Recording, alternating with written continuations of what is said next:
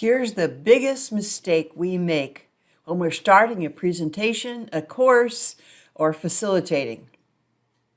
We wander around in a vast wasteland of useless material before we get to the real material. This happened the other day. I was watching a Zoom presentation on how to present in Zoom. And the fellow that was supposedly interviewing the presenter took about 15 minutes out of 45 minutes just to basically talk about their relationship and how they'd work together and all that. And I'm thinking, you've only got 45 minutes and you're clear into it and you haven't even gotten to the material.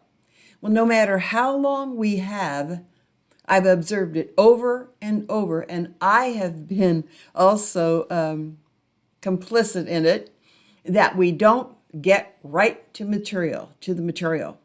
So instead of wandering around telling them all about what you're going to cover, don't use the word cover either, and telling what you're going to do is fine. But don't start out with that, and don't start out with your long bio. They don't care. Instead, in the first 2 minutes you're up there, get them into some kind of participative action, hopefully getting them up and getting them to do something with each other. Now, this can be just about anything, but if you're really smart about it, you'll have them doing some activity that forms a bridge to where you're going in your subject. I teach instructor development workshop, which I'm going to do again this coming month for a title company here. And one of the things the thing that I always do when I start people is don't tell them what we're going to do. I don't tell them who I am. I just say, hello, glad you're here. Who's the best teacher you've ever had? And why do you say that? I have them think about it for a minute, then I have them work in twos and tell each other, and then I have them work in fours. I won't go through the whole exercise, but the point is this. They're immediately getting up, meeting people they don't know, and talking about something that's important to the subject, which is instructor development. Then I use that as a bridge in our discussion to go ahead and go springboard to the rest of what I'm going to do with them for the 2 days. What's your exercise? What's your springboard? Here's the important part. Usually we go into a class, we get our favorite seat, and we all get jacked out of shape if we can't find our favorite seat if somebody's in it, right?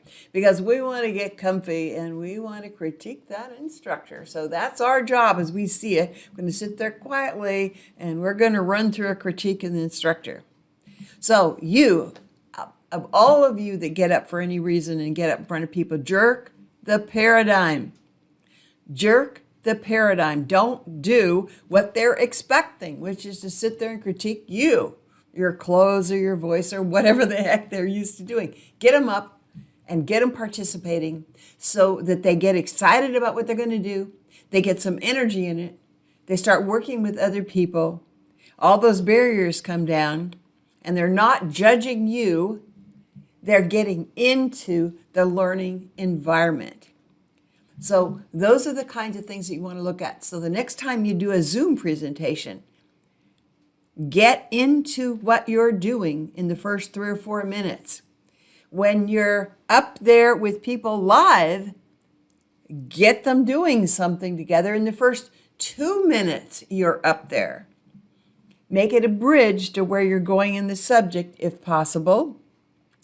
And jerk the paradigm. In other words, use lots of different kinds of teaching methods so that they don't get complacent and they don't have that kind of experience that they're used to, which is sit quietly, students, while I tell you how wonderful I am and everything I know.